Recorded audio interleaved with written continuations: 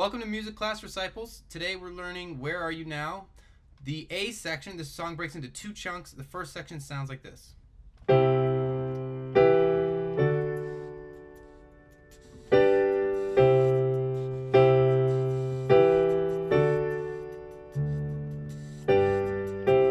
that's the loop. You do that 8 times. So I'm going to show you the chords, and then we're going to talk about the rhythm. So first, let's get those chords down. You've got a C. So I'm playing C's in my left hand. Got some doggy hair on the keyboard. C's in my left hand. C, E, G, and C with my right hand. If you can't reach all these sort of octaves, you can always drop out some of those extra C's there. C. Then you're going to move to an E minor. And it's not that hard of a jump. You've got E's in your left hand. You're already playing this from part of these notes from the last chord. You've got an E, a G, and a B. The third chord you need is a D. And you see that my hand spreads out and it sort of stays close by. It's not a hard one to get to either. You got D's in your left hand. D, F sharp, A, another D if you can reach it. And then you're going to move to a G. So you got G's in your left hand, D, G, and B in your right hand, and back to that C. So you've got C's in your left hand again, C, E, G, and C. So take a couple of minutes to make sure you've got those chord changes kind of smooth. And you notice that I'm keeping my right wrist very still. I'm not moving it left and right a lot. See,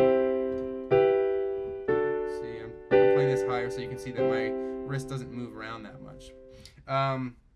Now, that's the A section. I'll play it one more time for you. C, 2, 3, E, 2, D, 3, 2, G, sorry, G, C.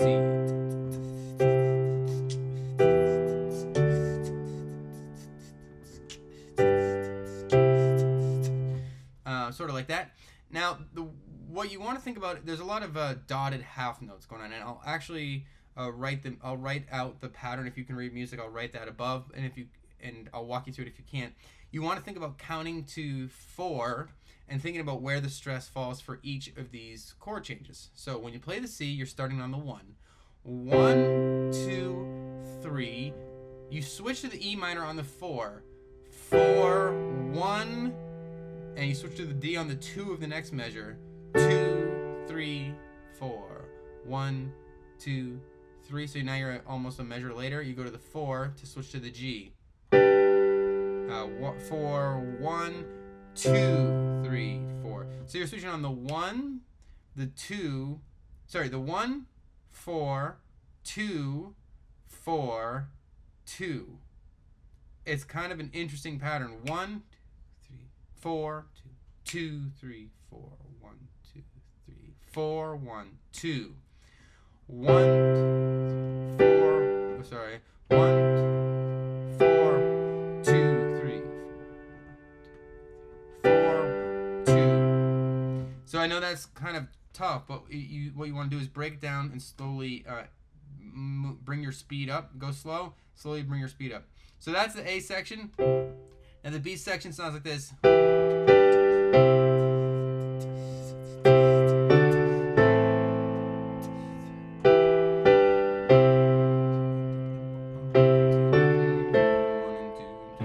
And that section it's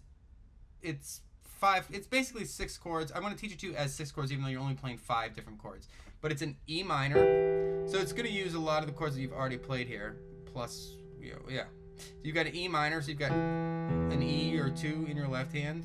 And you've got an E, a G, and a B in your right hand. And it moves along much, it sort of clips through a little bit faster than the first section.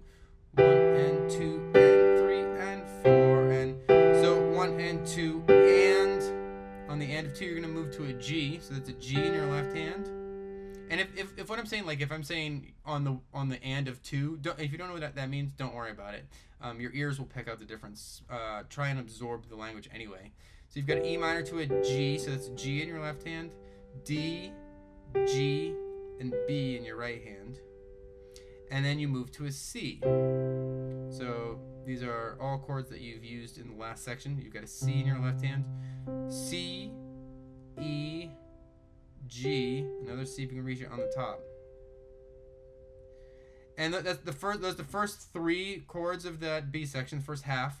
E minor, G, C, 1, 2, 3, 4, and then you start over again with that C, C, D, A minor.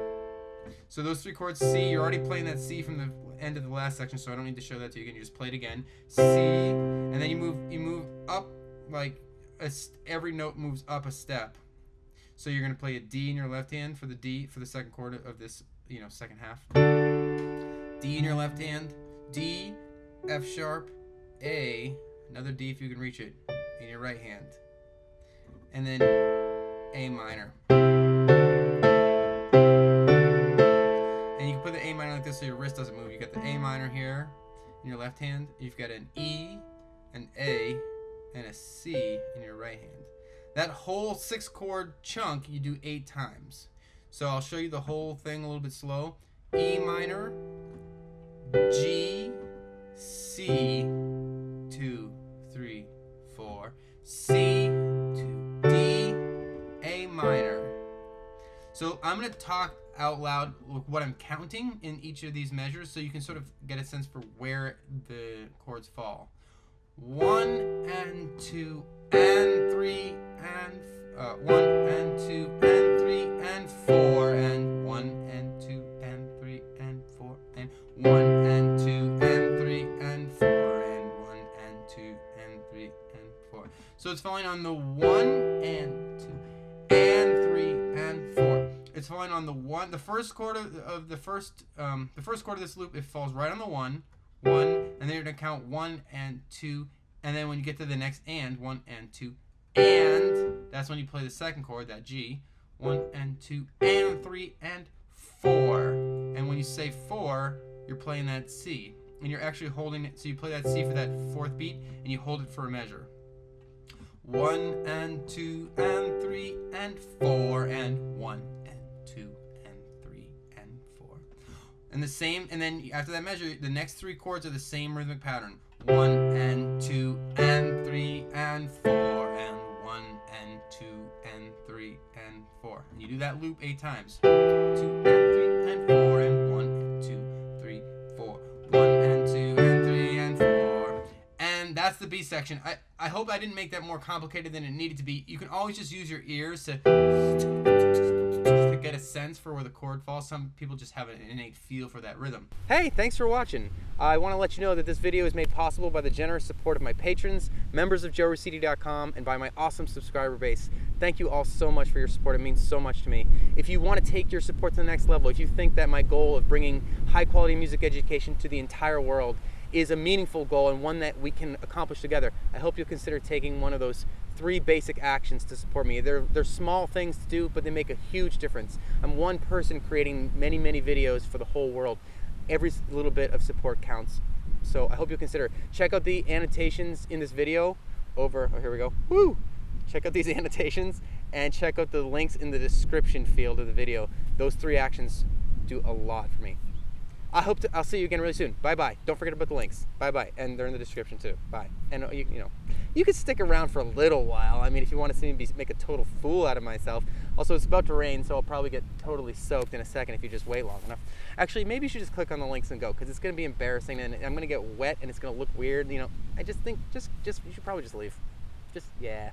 I'm going to leave soon, so you probably should. Bye.